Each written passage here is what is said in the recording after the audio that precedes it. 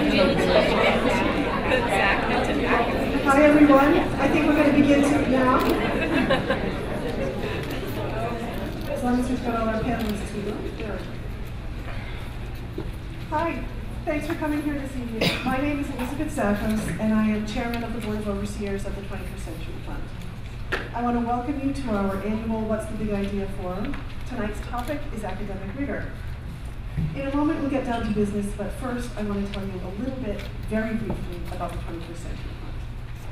We're a nonprofit organization that provides seed money to pilot innovative academic and social programs at Brookline High School.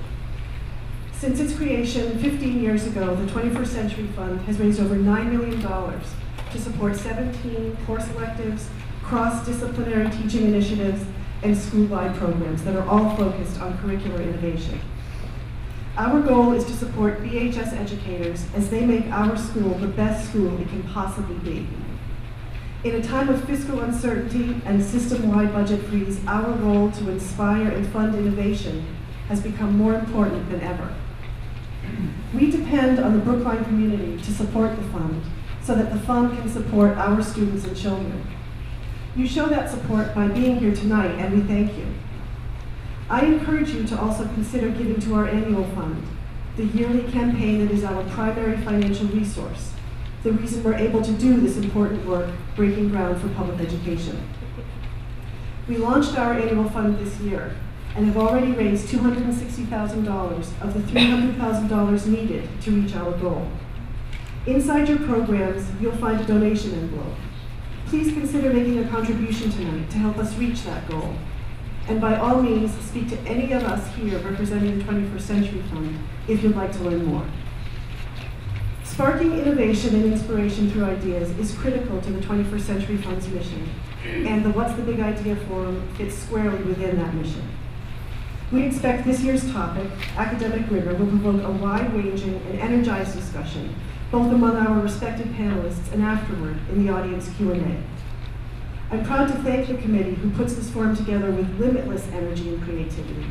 And I'm grateful to the Brookline School Committee, our district administration, and the Brookline High leadership for their thoughtful support of tonight's event.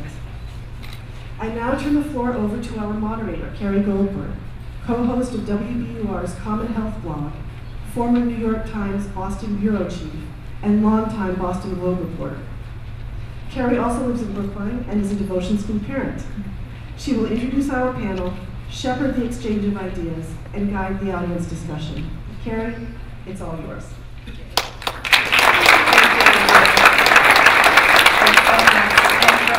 For the fund. Can you hear okay in the back? Yeah. No?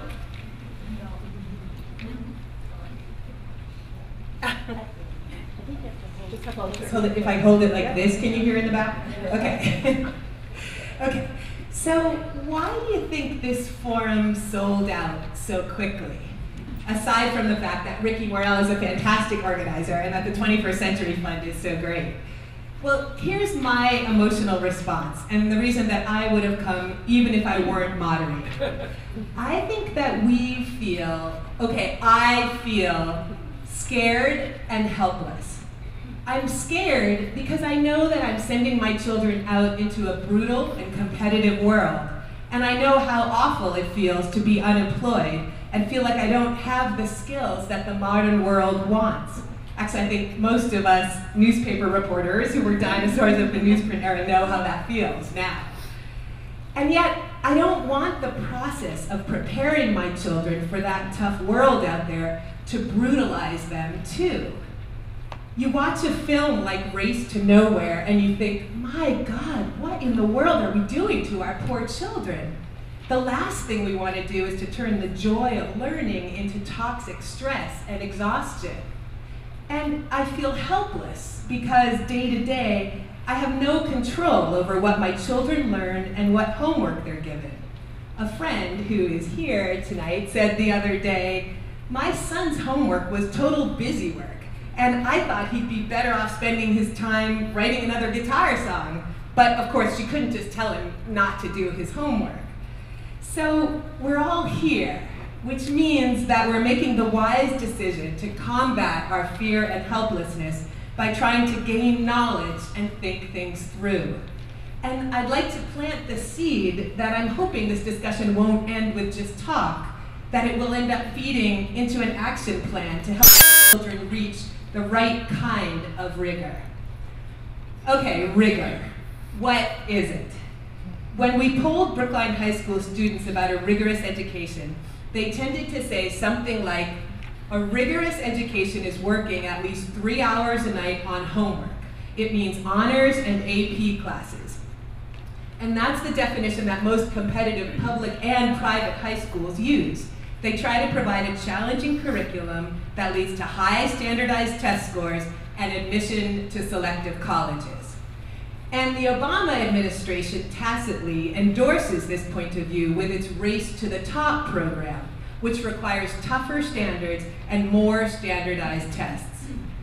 But increasingly lately, the news has been filled with disturbing fallout from the academic achievement front, from cheating scandals at prominent high schools to revelations that ADHD drugs are routinely used as performance enhancers by top students who are forced to excel at everything. A fed-up parent made a documentary called The Race to Nowhere, which chronicles the toll that such high-pressure environments takes on kids. And that documentary has turned into a movement. All of us who care about education in kids are left with these perplexing questions. Do advanced placement classes provide needed challenge, or do they simply teach a broad but shallow AP test curriculum that fails to foster creative thinking? Are heavy homework loads just onerous, or do they provide important preparation for the competitive world of college and the workplace? How do you balance the need for uniform standards with the need for intellectual risk-taking? And how much emphasis should you place on grades? The Hechinger Report, a nonprofit educational journalism website, asked experts across the spectrum to address academic rigor, and some of the responses were very telling. Dick Flannery of the National Association of Secondary School Principals said, "Too often, rigor becomes, let's give more homework. Lessons must be rigorous if they make kids suffer." Diane Ravitch, the education historian, talks about rigor mortis and worries about creating a narrow and rigid curriculum in the name of rigor. In a letter to the New York Times, a former teacher told President Obama to stop talking about achievement and rigor because, this teacher said, they have little connection to the inquisitiveness, determination, creative thinking, and perseverance that students need for genuine lifelong learning. Barbara Blackburn, a North Carolina educator who wrote a book called Rigor is Not a Four-Letter Word, suggests that these are among the questions we should be asking ourselves about rigor. Okay, here are her questions. Are all the students engaged and thinking, or only those who answer a question? What kinds of questions is the teacher asking? True or false, recollection of facts, or are students asked to recall something they already know and use it to solve a new problem? Are students given time to think through their answers? If they don't have the answer immediately, does the teacher move on to someone else? Are students talking and sharing information appropriately, or is there total silence? Today, we have 3 experts with us who will enlighten us about some of these questions. Lisa Geisbond is a policy analyst for the National Center for Fair and Open Testing, known as FAIR Test, which works for quality education through fair and educationally beneficial evaluations of students, teachers, and schools. After many years as a writer and editor, Lisa became interested in education policy as a public school parent with an interest in special education. Among other things, she's the principal author of No Child Left Behind's Lost Decade for Educational Progress. What can we learn from this policy failure? But what do you really think, Lisa? She has served on Governor Deval Patrick's Readiness Project Committee on MCAS and other assessments, and she's the parent of a Brookline High School graduate, class of 2011, and a freshman. Jim Sturgis, in the middle, is executive director of the Pioneer Institute, a Boston-based think tank founded in 1988 that is home to the Center for School Reform.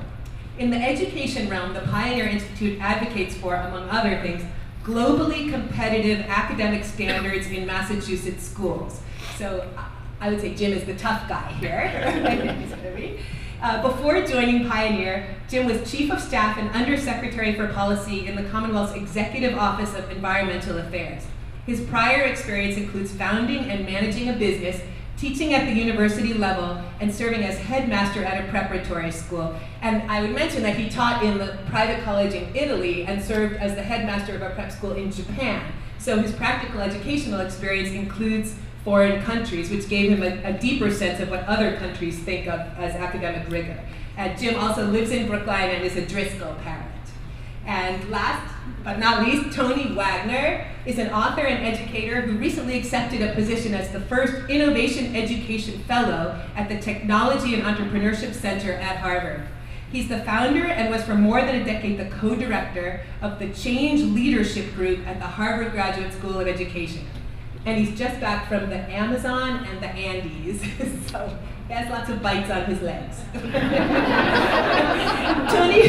Tony consults widely with schools. You know that. Tony consults widely with schools, districts, and foundations around the country and internationally. His previous work experience includes 12 years as a high school teacher, K-8 principal, university professor in teacher education, and founding executive director of Educators for Social Responsibility. Tony's latest book, which is titled Creating Innovators, The Making of Young People Who Will Change the World, has just been published by Simon & Schuster. His 2008 book, The Global Achievement Gap, has been an international bestseller and is being translated into Chinese. But I thought they were ahead. They both will be available for sale and signing after the discussion. Tony also recently collaborated with the filmmaker Robert Compton to create a documentary, The Finland Phenomenon, Inside the World's Most Surprising School System. And his Brookline connection is that he had his first student teaching job here at Brookline High School in the 1970s. So each of the panelists is going to speak for just about 5 minutes, and then we'll have and then I'll ask them just a few questions, and then we'll have lots and lots of time for questions that will come from the audience. So I'll ask you to hold your questions until all three have spoken. And we'll begin with Lisa. Okay, so, can people hear me? Yeah. Yes? Okay. Thank you, Carrie, for that great introduction and for pronouncing my last name so well. And thanks to the 21st Century Fund for putting this on. It's a really interesting, meaty topic, and I'm really excited to dive into it. And obviously, it's struck some kind of a nerve. And I don't know if that means people think there's too much rigor or not enough rigor or the wrong kind of rigor. But I even had the thought that we could ask people to sit on opposite sides, like a wedding or something. But seriously, I sense that our community is ripe for a really good discussion about this issue. And I know that the discussion actually has been going on for a few years now. As far as I know, it started in 2010 at the high school when the former headmaster, Bob Weintraub, set aside a whole day. He called it an intercession. And it was the opportunity for all the students and the staff to talk about some of these issues of rigor and stress and workload, what's the right amount, what's too much. And then the next year we screened Race to Nowhere, and again, it was a big turnout, and we had a really good discussion after the screening of the film. Students spoke really thoughtfully and profoundly, I thought, and parents and teachers. And so I feel like this has been going on for years now, and we're just kind of continuing it, and maybe we can sort of get to the point that you want, Carrie, where we think of something to do. Yeah. So I Googled rigor, and the first thing that came up was this: harsh inflexibility in opinion, temper, or judgment, severity, the quality of being unyielding or inflexible, strictness, austerity. I mean, that's horrible. And it seems to be the idea that some of, or maybe a lot of the Brookline High kids who were surveyed about their attitudes about rigor have. And for example, student number 4 said, a rigorous education in our school has many AP classes that require tons of outside work, certain amount of stress, lack of sleep. That's how I view rigorous, but it's not how I believe education should be. It should be filled with creativity and passion.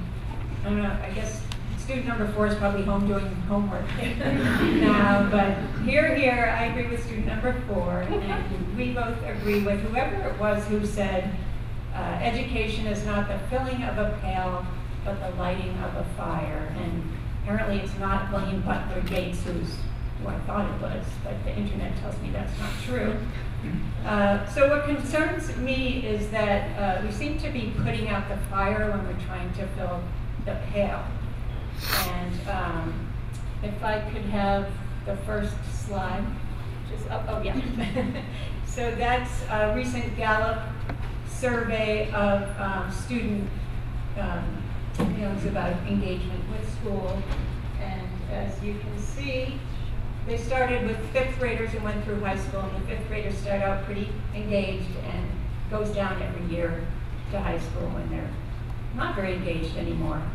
And then I just have 2 slides. The second one is another survey of teacher satisfaction. So that shows a dramatic drop between 2009 and 2011, and the MetLife survey, people said it was the biggest drop in teacher satisfaction they've seen in 1 year in the 25 years that they've done this survey. So that's kind of disturbing. And the first factor that the Gallup people mentioned influencing declining student engagement was, quote, an overzealous focus on standardized testing. Now, it wasn't the only factor, but it was the first one that they mentioned. And then for the teachers, half of the teachers polled said that they felt they were under great stress several days a week, every week, and that budget cuts were a very big issue, a big stressor for them. Now, I don't have a slide for test manufacturers' satisfaction level, but I have a feeling it would go the other way, because they're the ones that are really benefiting the most, I think, from all of the money, time, and effort spent on testing. I think there's a kind of rigor that many of us are thirsting for, but I think we need to have some major changes in our education policy in order to make that kind of rigor available to more than a privileged few students. After 5 minutes. All right. Do I have enough? So rigor achievement should all mean more than a test score, but increasingly that's what it's being reduced to. But don't abandon hope. I think there are reasons for optimism. I'm optimistic.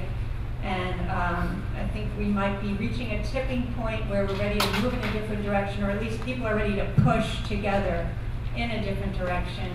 And I'll just end with one reason for optimism, which is that more and more colleges and universities are realizing that test scores do not equal merit.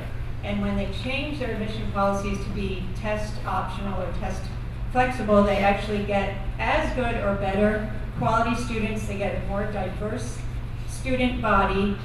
And I brought handouts that are out front with a list of at least 150 top tier colleges that are SAT or ACT optional. So I look forward to having this discussion and hearing what you all think, and especially I look forward to hearing Tony perhaps talk about some models of countries that provide rigor without the rigor mortis. So, thank you. Thank you.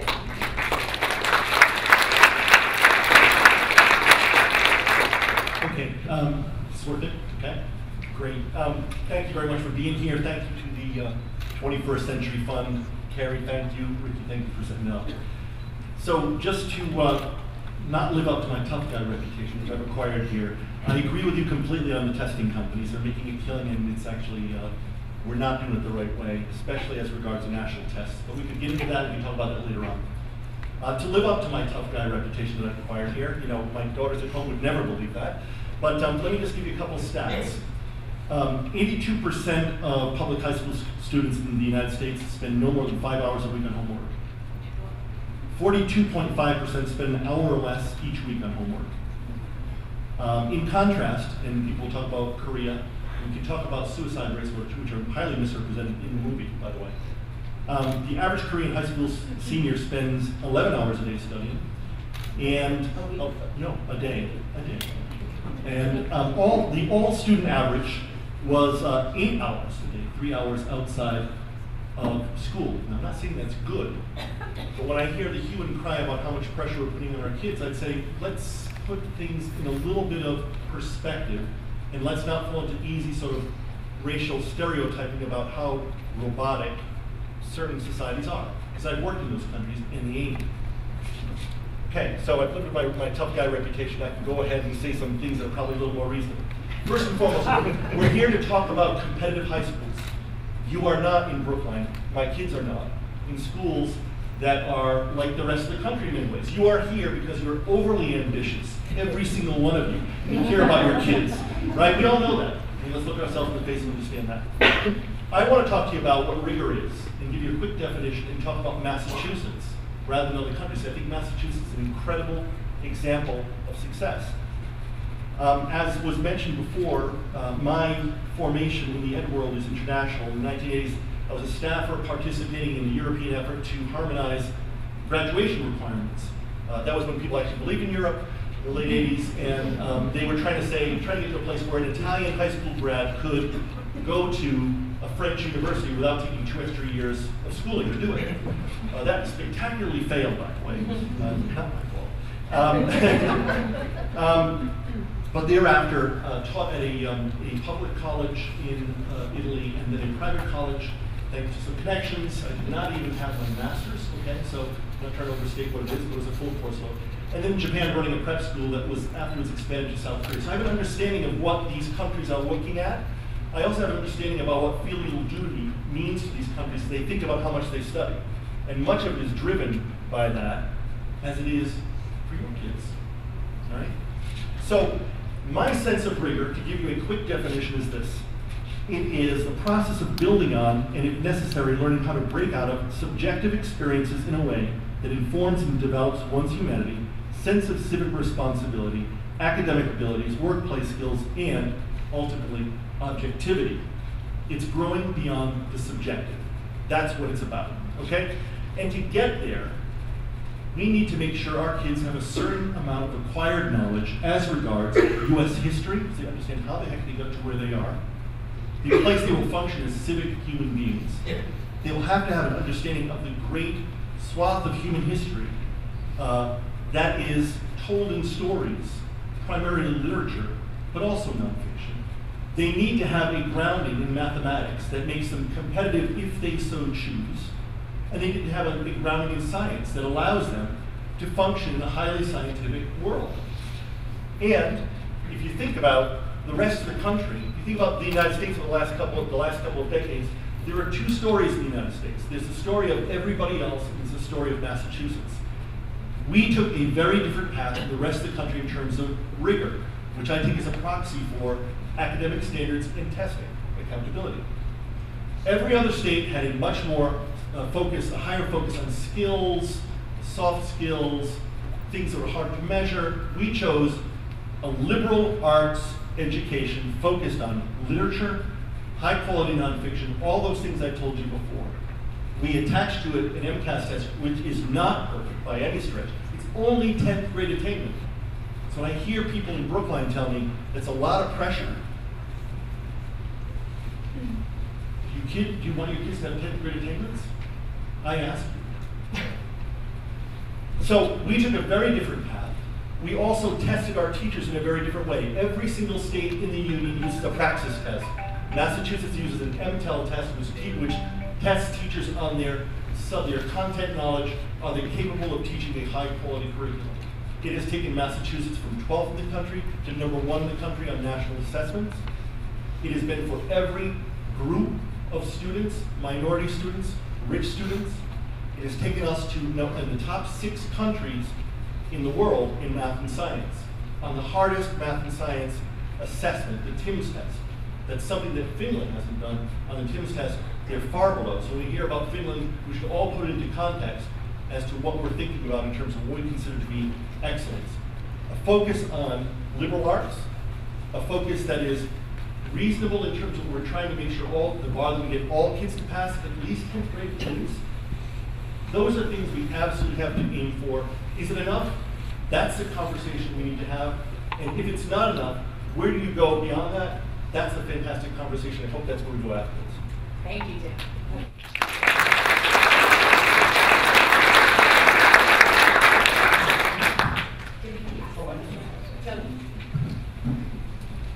Good evening, everybody. Thank you very much to the sponsors and to my two co-panelists for their very thoughtful contributions. For a moment, I would like to suggest that when I read what the students have had to say, their definition of rigor, i.e. the amount of pressure they feel, the quantity of work they're doing, has nothing to do with rigor in the adult world.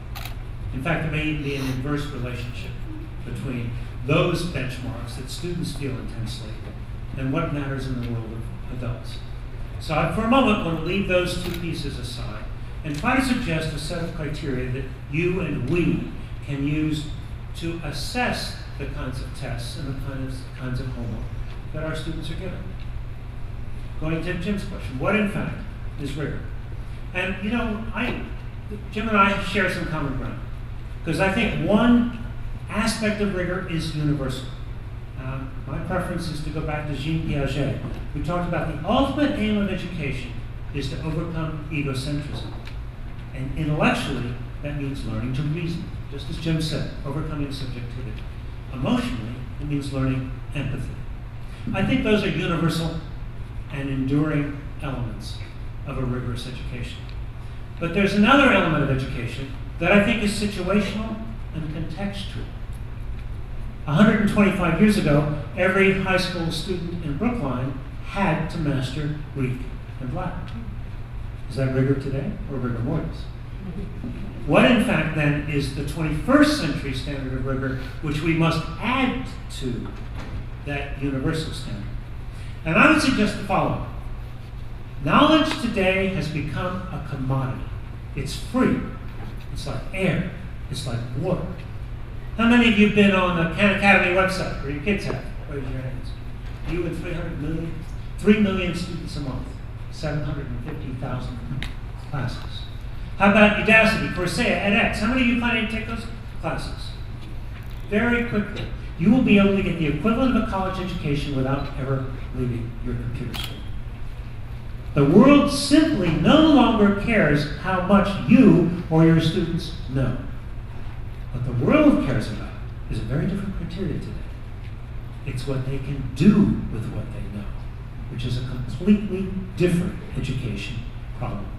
Now the issue becomes whether students have the skill and the will to transform their content knowledge, to solve new problems, to create new questions, to innovate. Because that's the coin of Rome for the 21st century. So, to prepare for the 21st century, our students are going to need three things. They're going to need the three legs of the stool. Is content knowledge important? Of course it is. Should students know some of the things that Jim talked about? Absolutely. Content knowledge matters. That's one leg of the three-legged stool. The second is skills. Can they think critically? Can they solve problems? Can they work collaboratively? Can they communicate effectively? Are we assessing those skills? To what standard? The third leg of the stool is will or motivation. Do they have grit? Are they intrinsically motivated? And it is that third leg of the stool to which we do the most damage, in many cases, in pursuit of a false definition of rigor. We are not developing students' intrinsic motivation. We're not intending to play, passion, and purpose, the essential motivations for learning and for innovation. So yes, students need all three, no question. But a curriculum that is entirely focused merely on content knowledge will fail our kids, fail our economy, fail our country. We must do all three. And as to comparisons to other countries, happy to talk about that at a future point. I've spent good deal of time studying in Taiwan, in Singapore, Finland. All three have very, very high test scores, but have developed those results by radically and fundamentally different means. The Eastern countries are fundamentally cram countries, test prep countries. They are not the innovation economies. I've been there. Finland, by contrast, is an innovation economy and attends far, far more to students' intrinsic motivation for learning without any testing whatsoever, except the high school matriculation exam. Thank you.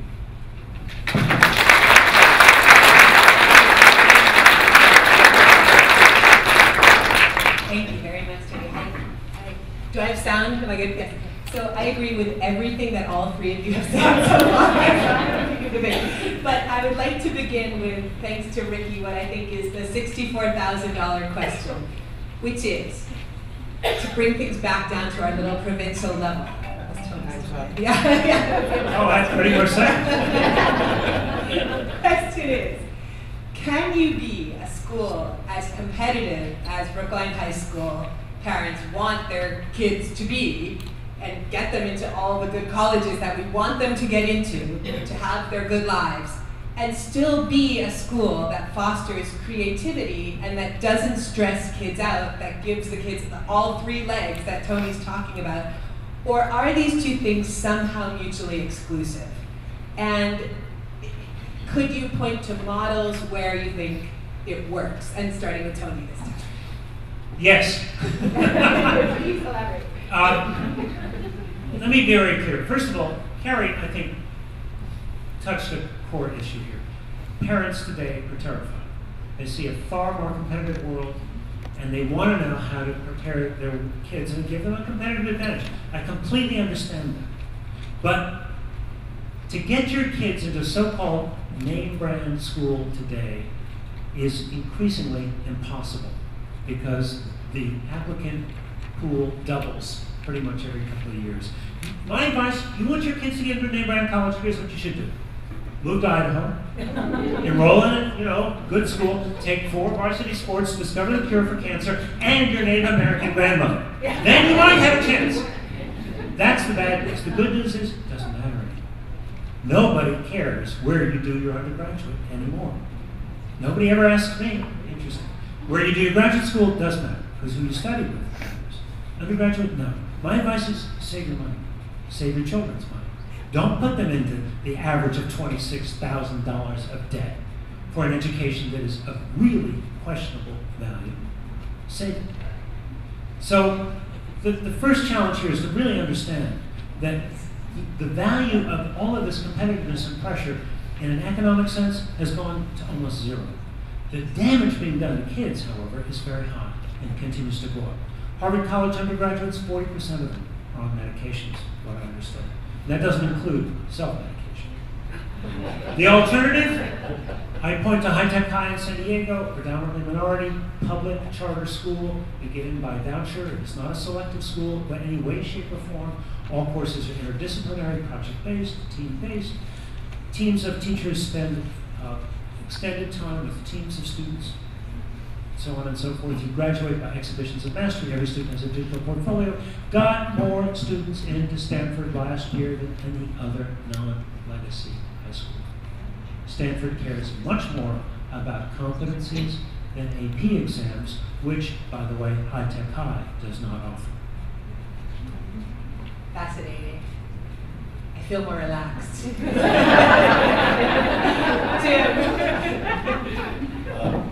Again, not to be the tough guy, but no one in this room is going to give up on trying to get their kid into Harvard or some good school. So, though I do agree that the value of those degrees is going down, but I think for the next 20 years we're probably in the same soup.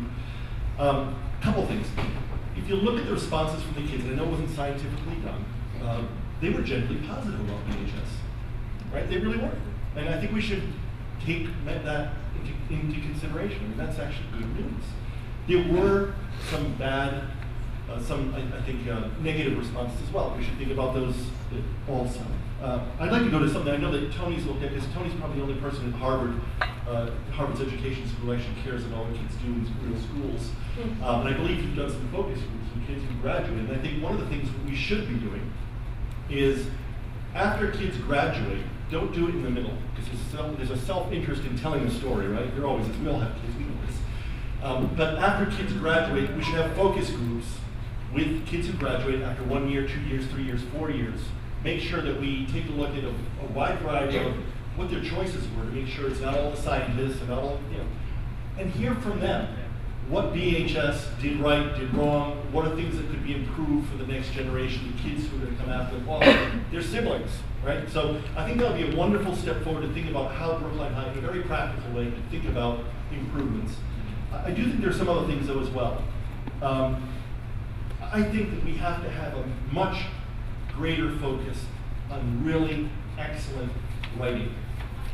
And what I mean by that is making sure that by the time kids are in 9th grade, 10th grade, 11th grade, 12th grade, they're writing 9, 10, 11, 12-page papers that are not about their neighbors. That are not about what you do yesterday or last weekend, and don't you feel happy, do you feel unhappy? We really don't give a damn. I'm serious. I mean, to make sure those kids are able to get outside of their own subjective worlds, which we want them to do. The worst thing for a kid's own mental health is to focus only on his own or her own situations, to look outside and understand the world.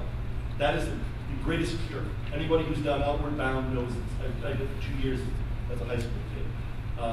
It's really important. So I would think thinking about our writing program is really key here. And that allows for kids to really roll up their sleeves and do work that matters. They dig into something, do a research project. I think that's really important. The last thing, and I was talking to a friend of my daughter's who's in the back, and I'm really sorry, Emily, about this. Hey. I think, and this is the secret that I will reveal here, is my older daughter doesn't go to Brookline High, so I think you have not enough rigor. So it tells you where my head is, and I apologize for that, if it offends anybody. But I see how much they pile homework on, and some of it's being senseless homework. It's busy work. It really is. And I talk to kids who are still in Brookline High, and it often seems like busy work.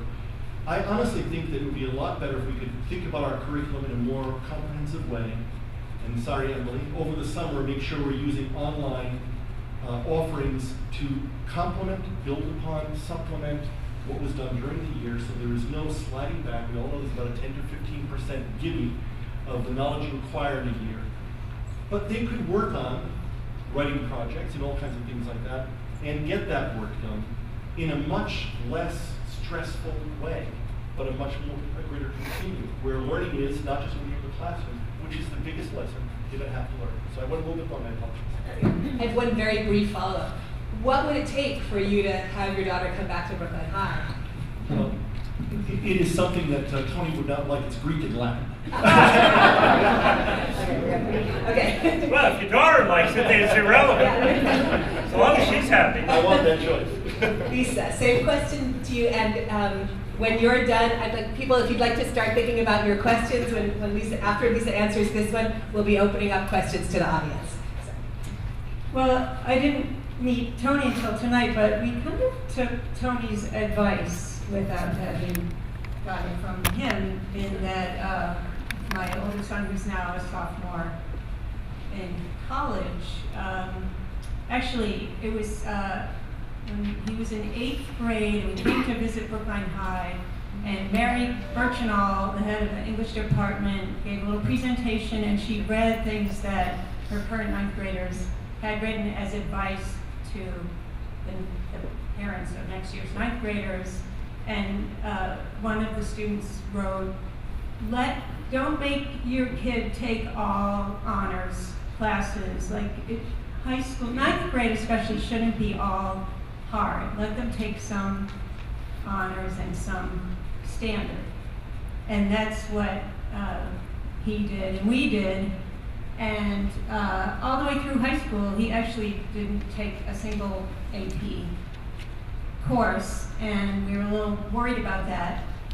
And then he applied to schools he was interested in, and even though I worked for Fair Test at the time, we weren't specifically looking for SAT optional schools, but it just the schools he was interested in happened to some of them be, and he ended up being most interested in Bard College, which is a test optional admission school And it just reflected something about the way they look at people, students, and education in a really good way, that it was just a great match for him. So I feel like he got a fabulous education at Brookline High, and he skipped the AP stress completely, and he was really engaged in his honors.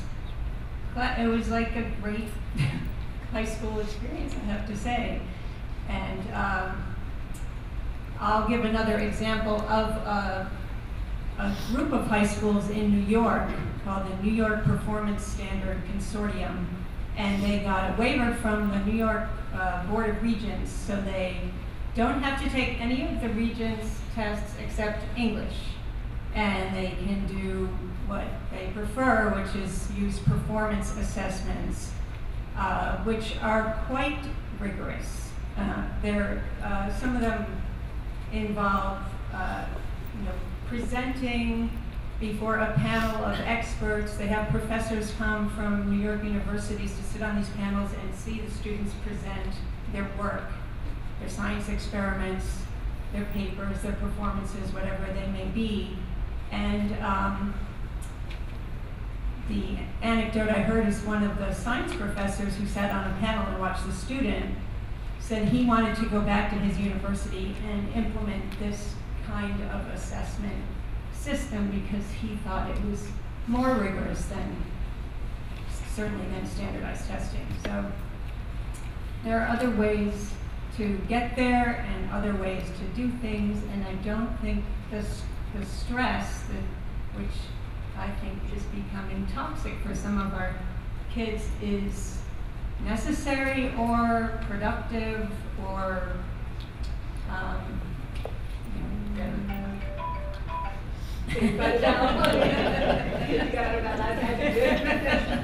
Thank you, Lisa. Okay, questions? Yes. We're going to actually send, hey, back here, we're going to send the mic around. I have a question about how SWS fits into the whole concept of Brookline High School and the ideas that you have put forward already. Sorry, I missed that. How, what? What's It might be the only one. School within a school. Okay. Wait, so could you repeat the question? I'm sorry.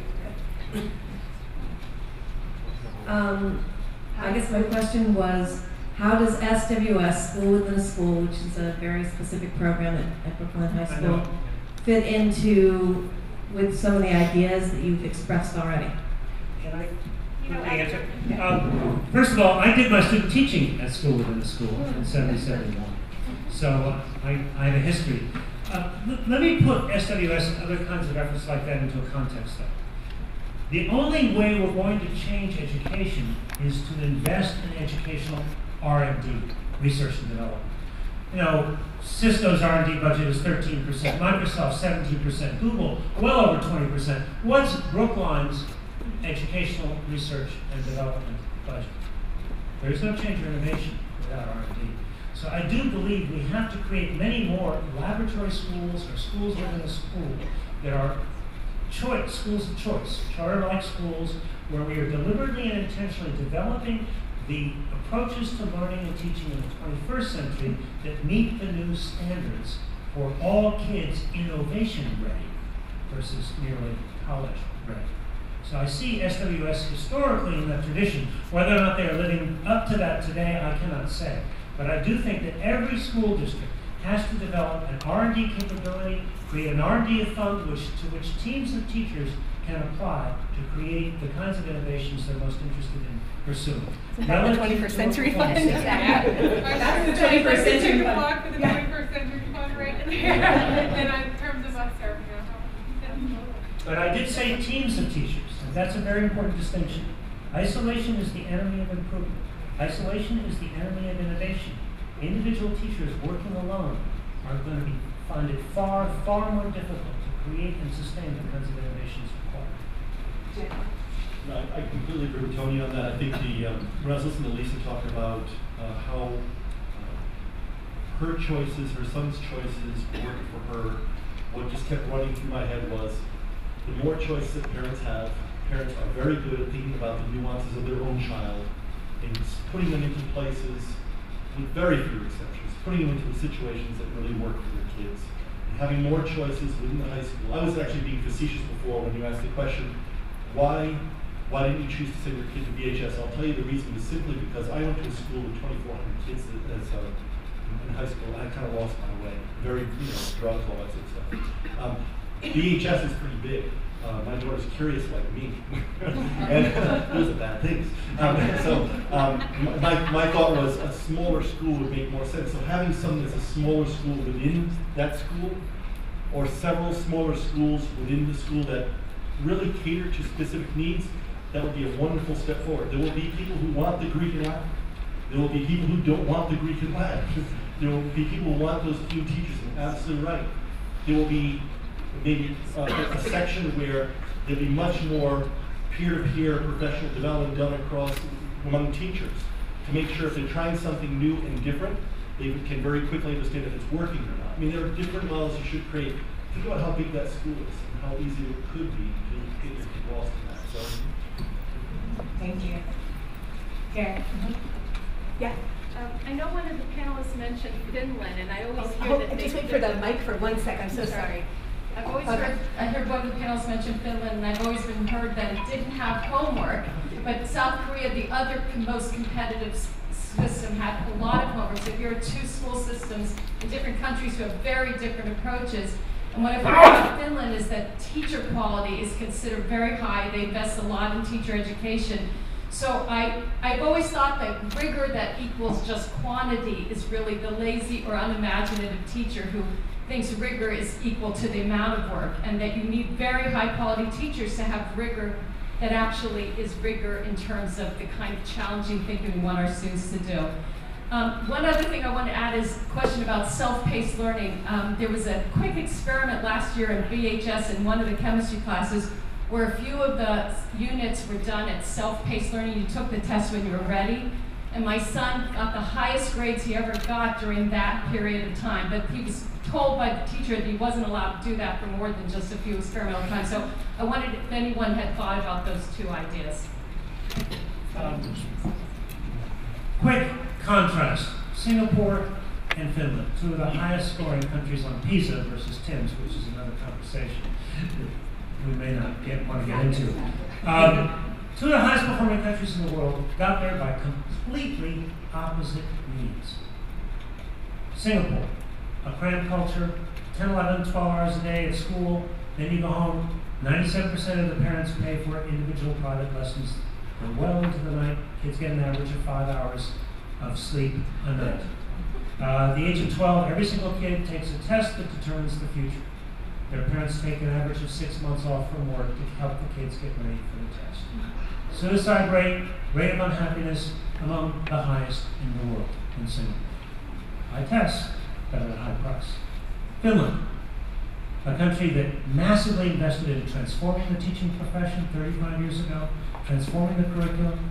Kids take the identical curriculum, grades 1 through 9, no tracking, no testing, 0.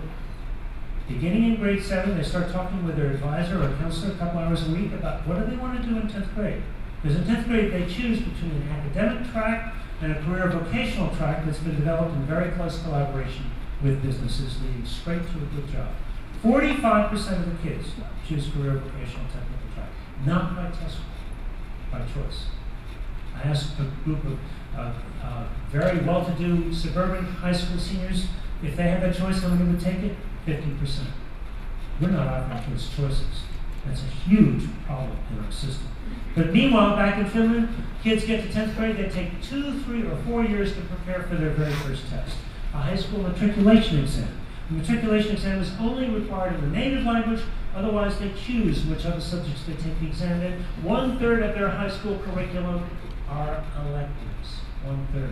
Choose 2, 3, or 4 years to get ready for the test. They don't like the test results, they take it over.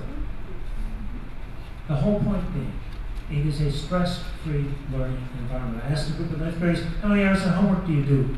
They said, 3 or 4 hours. I said, a night? They said, no, a week. They have 75 minutes of recess for every elementary school day. They have snowball playgrounds and snowball-free playgrounds. They've thought this through. And they are a higher performing economy in terms of innovation, research and development, science and engineering than is our country. And there's a very direct relationship between their capacities to innovate and their success in a 21st century economy and their education system. Fascinating. Yeah, I saw your movie video on Finland recently. It's fascinating. I recommend it. Maybe we could do a screening and have another discussion about that. And one thing that's sort of troubling me about this whole conversation so far is this assumption that we're all the same. At Brookline High, we all want our kids to go to Harvard or one of those.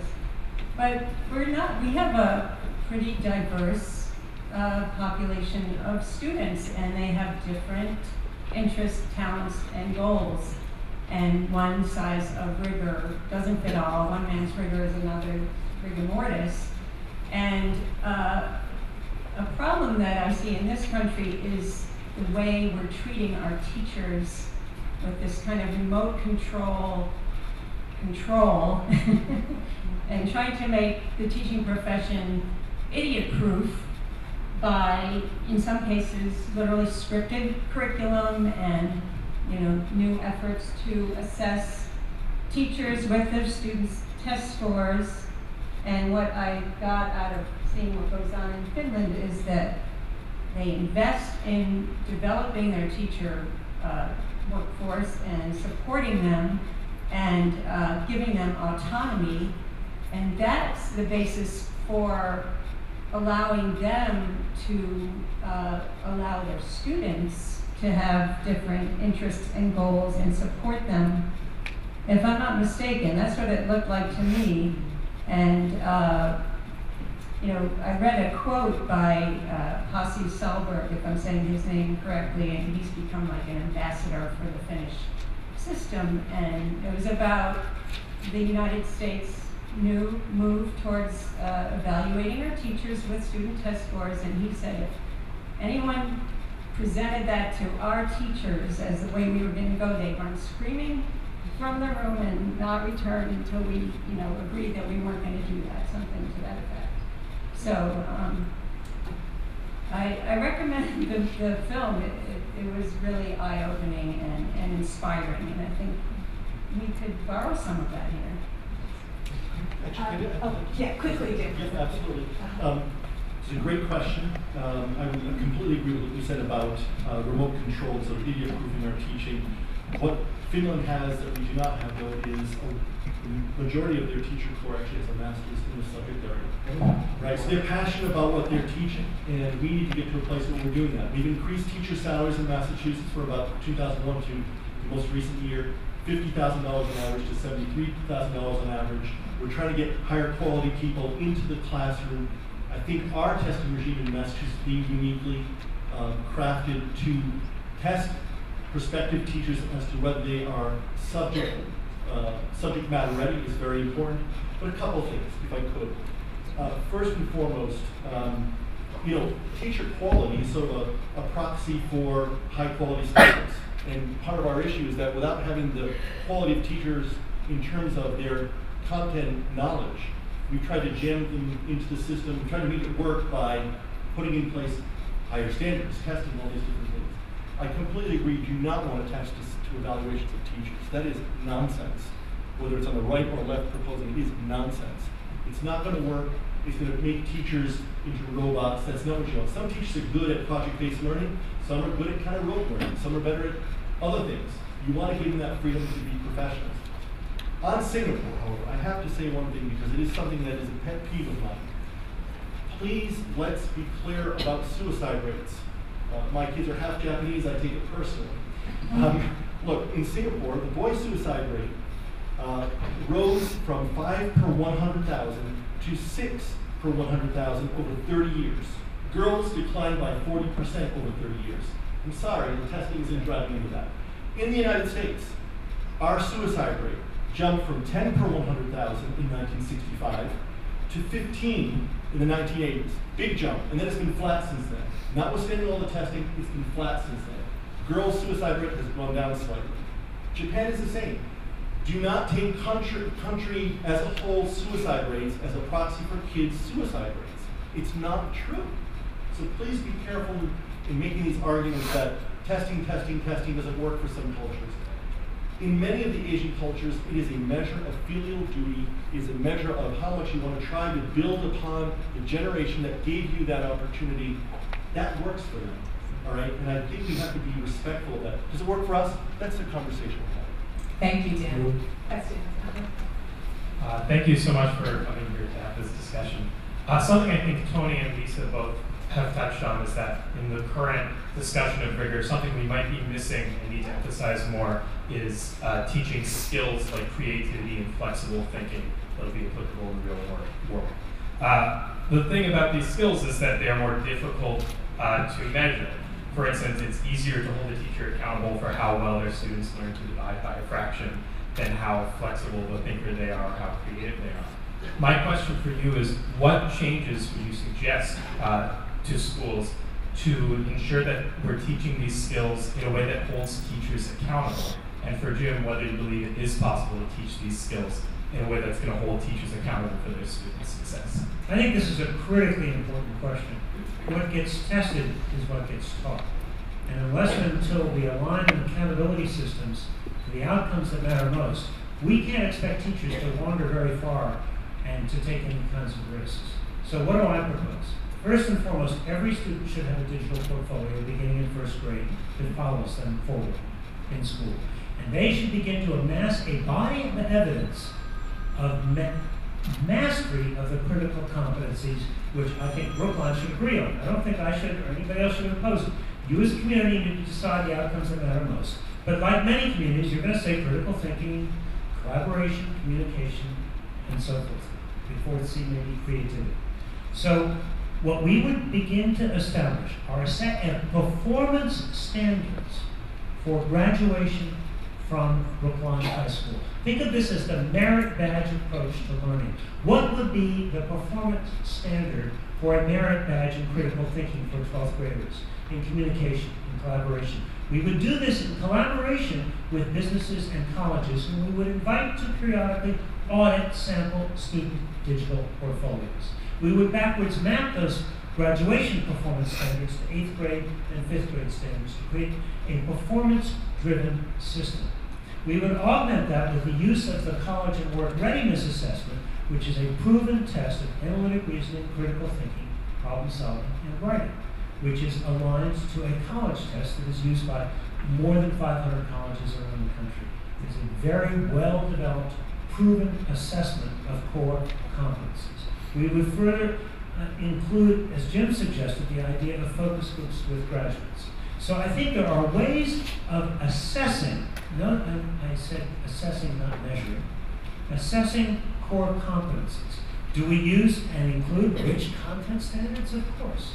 But my point here is that unless and until we start assessing the competencies that matter most, we are not going to transform teaching, learning, or curriculum. It is critically important. And Brookline does not have to wait for a change in state regulations. You don't have to wait for MCAS to go away or be modified. Tomorrow, you could start requiring exhibitions of mastery, senior projects that are exhibitions of mastery. State of Rhode Island requires those. You could do this tomorrow in Brookline.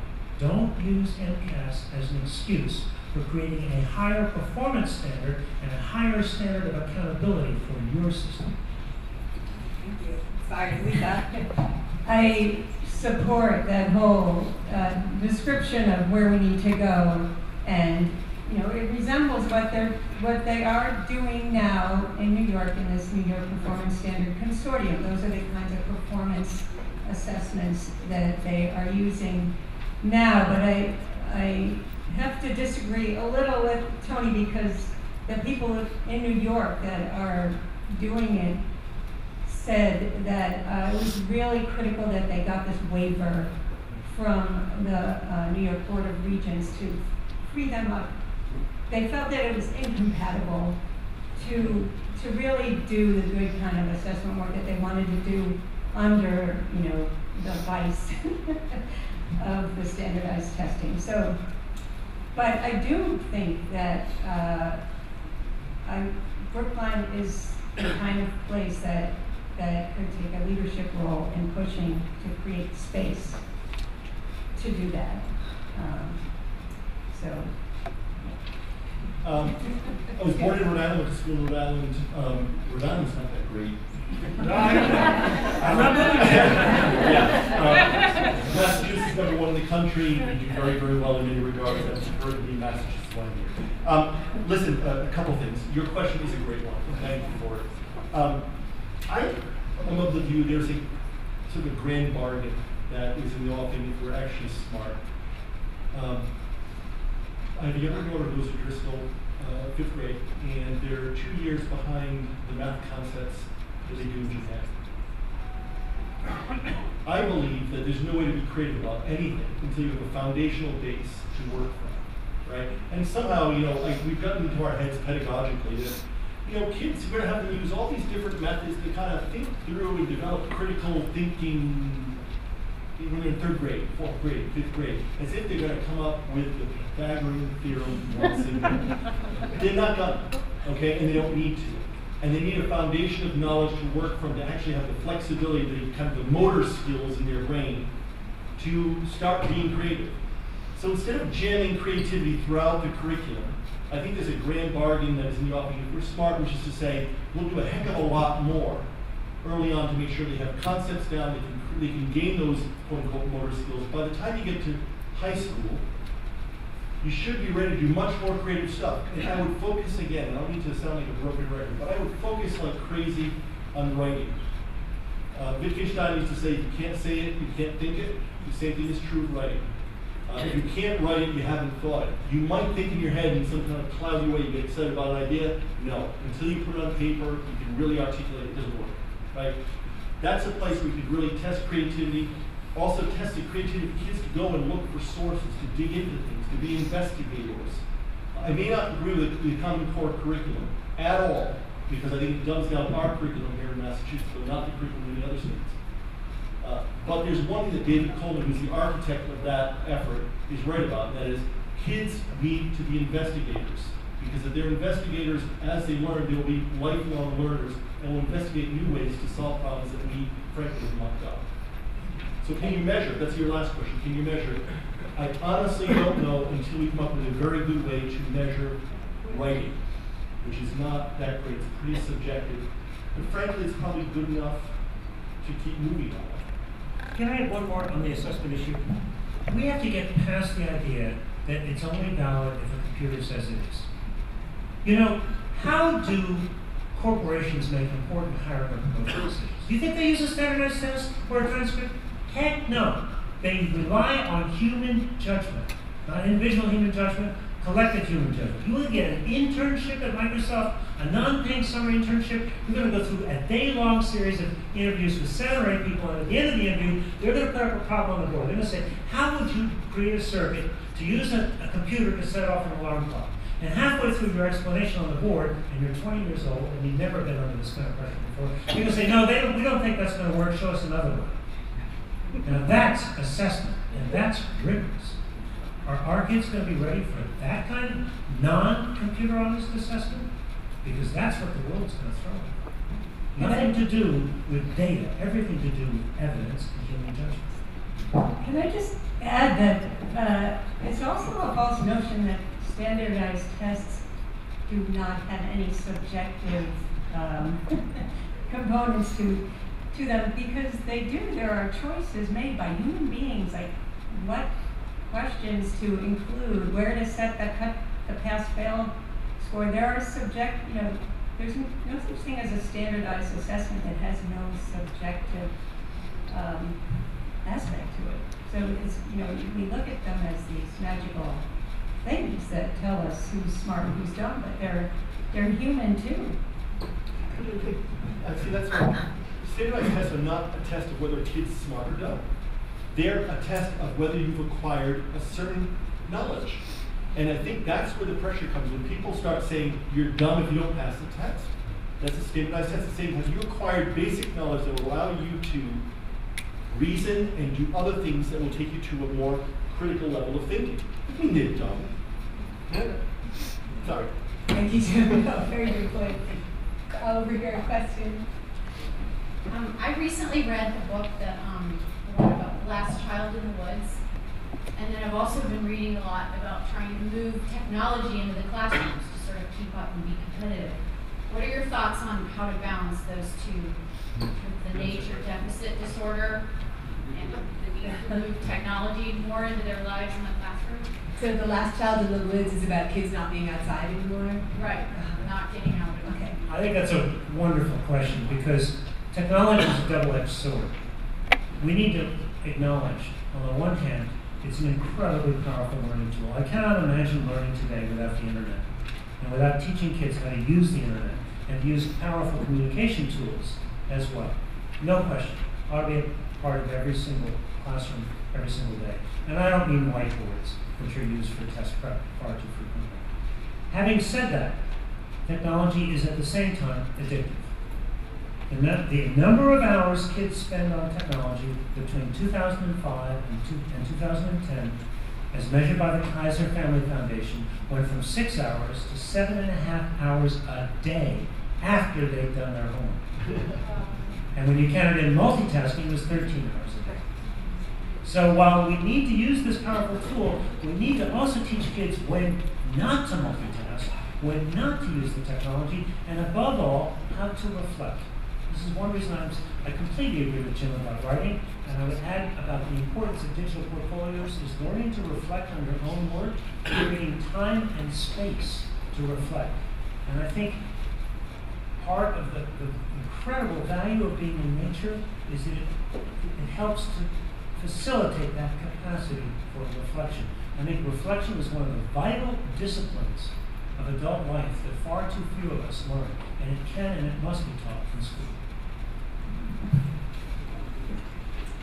Total agreement from everyone. Please say one. Well, there was a panel discussion at Brookline High on our digital life. I can't remember the title. I think it was by Project Zero, and they had a student panel, and I was taken by one of the students who said that it kind of bothers her that teachers always want to think of ways to use electronics to give assignments. And she's like, I'm on electronics constantly. Like school could be a place where they think of something that's not electronic for us to do projects. So, my observation is all the kids I know are on electronics constantly. It doesn't seem like a problem to teach them how to do it. But just to add a quick little interesting sort of finding from my recent work, I interviewed young people in their 20s who were highly innovative, then interviewed all of their parents, as well as the teachers who made the greatest difference in their lives. Fascinating pattern of parenting. Consistently, the parents of these young innovators from both poverty and privilege limited screen time, encouraged more outdoor play, more unstructured play, encouraged kids to find and pursue a passion, and valued that more highly than academic achievement for its own sake, and consistently talked about the importance of giving back. A few sort of core ideas that permeated all of their parenting across all social and economic classes. But this whole idea of limiting screen time, fewer toys, toys without batteries, was a very consistent finding. Fascinating. Vicky. So what do you think would happen if Brookline got rid of AP classes? I'll tell you a tale of town. Scarsdale High School. Anybody know about Scarsdale? Question. What do you think would happen if Brookline got rid of AP? So here's what Scarsdale did. Here's the rebellion that happened. Teachers there, among the best in the country, highest performing public school system in the country, probably. Teachers said, we're tired of studying the goose. We think it's a bad set of tests. It's breadth over depth. We want to get rid of it. It took them a year and a half to convince the rest of the community to go along. Fought it tooth and nail. School committee finally said, okay, we'll try. What happened to admissions to selected schools? First of all, they developed their own advanced topics curriculum in lieu of AP. And they did it in collaboration with college teachers, clear standards, rigor, much more about depth, about investigations, so on and so forth. What happened to admissions to advanced schools? Admissions went up, not down. I challenge Brookline to develop their own advanced topics curriculum. You can do better than AP, even far better than the revised AP, which is not revised enough. And better than Scarsdale. Yes. Hi. Here, let me give you the mic. So I'm a senior at Brookline High School, and I've been to these events in the past, and parents always ask, so why can't we just get rid of the AP, and there's all the stress, and I keep thinking that the conversation should be about mental health, about supporting kids in school. I know that I've been in private schools, I've been in mainstream Brookline High School, I've been in SWS. I've basically been in every school environment, and I always kind of find the same thing. The kids who are happy, the kids who are doing well, the kids who don't really care about the brand name schools are the kids who have support, the kids who have parents who talk to them and have conversations with their teachers, and kids who talk to their guidance counselors, and kids who have support. And I think that we don't enforce that enough at Brookline High School. There are no kind of events around the school to talk about supporting each other, and there's very little knowledge about mental health, about how to support each other, about how to feel good in school. I think kids, at least in my grade, too many of them are sad and aren't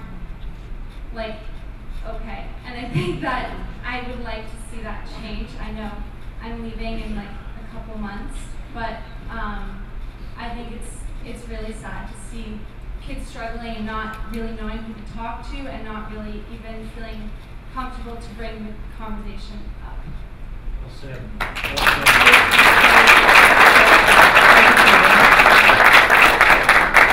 Well, thank you for making that comment. I think that's really critical, and it reminds me of something that a student said, and I don't know for sure, but I'm assuming they were a school within a school student. After the Race to Nowhere film, a young woman got up and was talking about this competitive environment that fosters this feeling that we're it's like win-lose, if you win, somebody has to lose, instead of we're in this together. I mean, I feel like I'm going back to the election and are we in this together, or is everyone for themselves? But it is like a philosophical point of view about life and your community. So I think it's another thing for us to think about as a community. Do we want to just go whole hog, embrace the competition, or think about supporting each other? Can I just ask a question? Is the sadness that you perceive, or the risks that some kids are at, is it largely because of workload? Is it because of what Tony was talking about a second ago, that is constantly plugged in? Is it peer pressure? I mean, what drives most of it in your experience? I think it's mostly competitiveness, kids feeling that they're not good enough, kids feeling that they have to prove themselves, that their grade is who they are, that once they go to college, if they get into a good college, then that'll make them happy. And I think that that's not going to help them in the long run, because they're so competitive and they get caught up in this, I need to get this good grade, because if I don't, then I don't really know who I am without these grades. And I think we have to make it so that we reiterate that it's not about the grades, and that there's more to us than that, and also that if we do feel like we aren't good enough, or that we have to prove ourselves, that we can say that and we can talk about that. And I think kids are too ashamed to say that, or feel like it's, oh, people will think this about me, or they'll think, I'm weak or something, or whatever it is. I think it's not something that people say. I understand. A couple of quick comments. I mean, I think all of us as parents have to cool our jets a little bit in terms of If you have a kid that's in a, let's say, an AP course, it's actually an excellent AP course because there are excellent ones that are taught by teachers who really know what they're doing, and ones where I completely agree it's not worth the time whatsoever. But if the kid's going through that course and gets a B or a B minus, that's absolutely cool. I mean, that's not the issue is going through it and having the kid acquire knowledge. And I think this is where I do disagree with Tony that the purpose of education is not manipulation of information that's at our fingertips through electronic devices. And I'm being a little facetious here, forgive me. It is truly knowledge.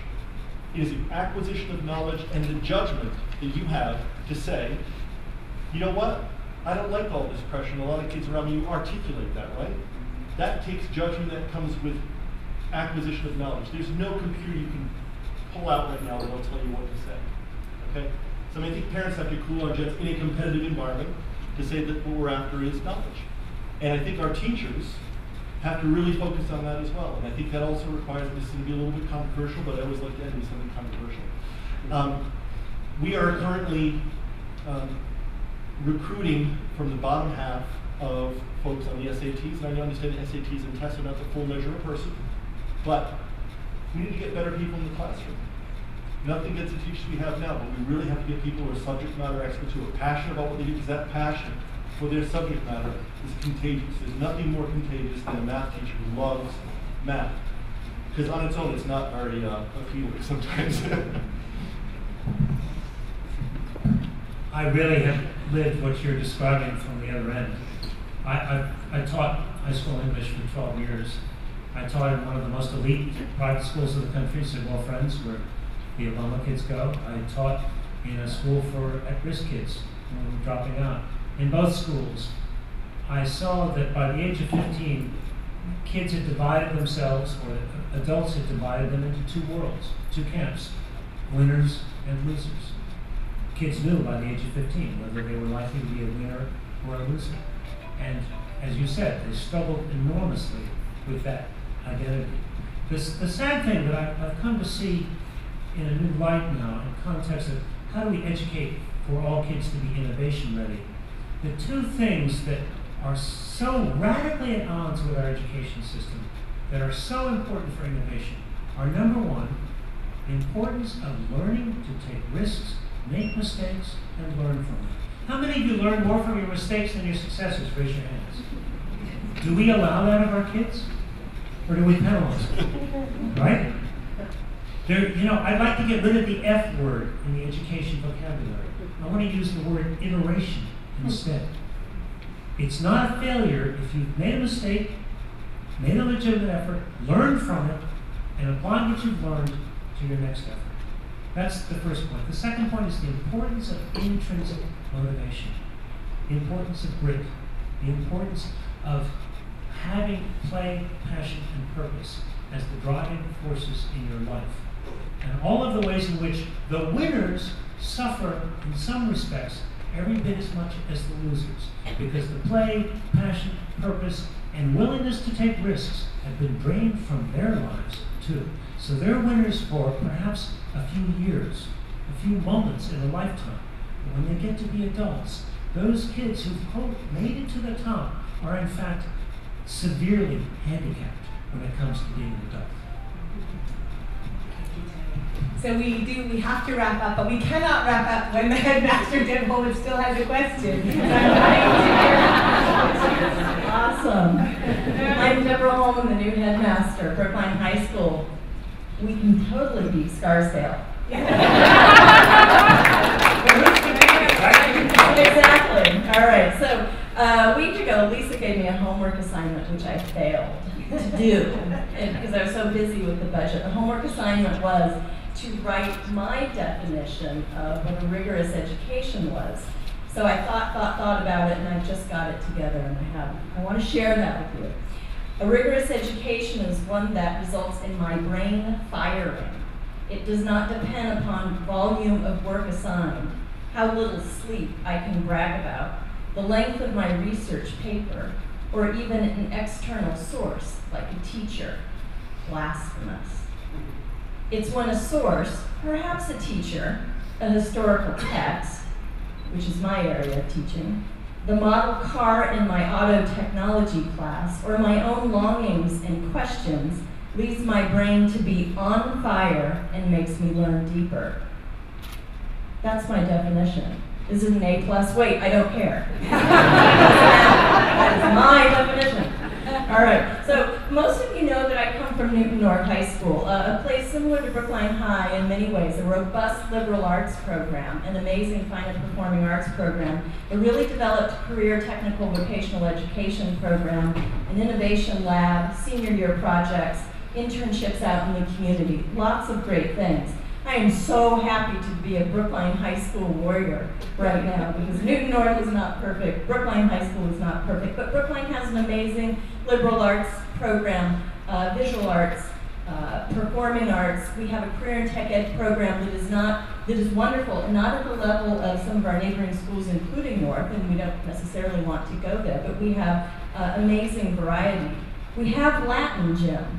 We do. And our history teachers have the kids starting in 9th grade do heavy-duty research papers that are 6, 8, 10, 12, 14 pages long. So we do that. So I think what Brookline High School needs to move to the next level of wonderfulness, because it's already so wonderful, is to maintain our diverse liberal arts curriculum. That is the foundation and foundational knowledge. I agree with foundational knowledge that kids need. We need to develop and take our career and technical education program to the next sort of 21st century level of being even more innovative and modern and contemporary and 21st century. We need to continue to incorporate play into the lives of the students, and actually Brookline High School does that really well, better than Newton North as a matter of fact. Play is so important to learning.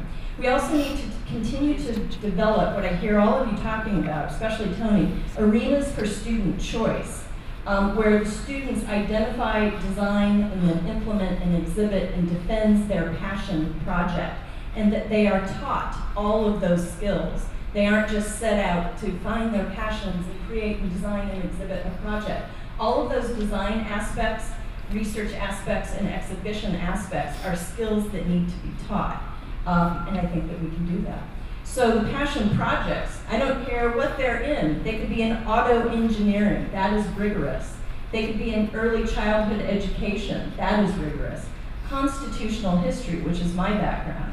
Physics, advertising and gender, biodiesel, painting, those passion projects, the topics are endless.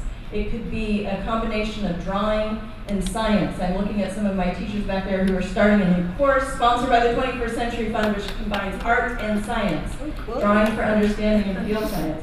So we are so on the cusp of taking our next move at Brookline High School to figuring out who we want to be. And this panel has been so energizing. My brain is on fire because of the panel.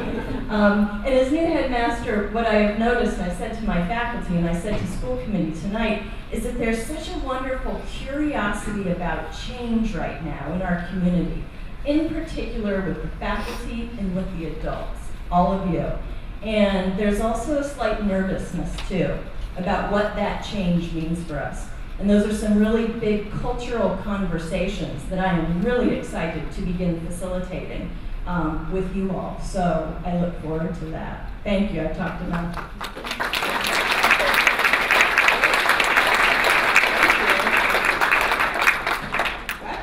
And on that note, we do actually have to wrap up. Just a couple of reminders. One is that there were a lot of people who wanted to come tonight and couldn't. This whole session was taped by VATV, and it will be on the 21st Century Fund website probably by mid-March for people who missed it. And if you feel like you want to take the discussion further, and it sounds like you do, then please contact the 21st Century Fund to keep in touch about the next steps.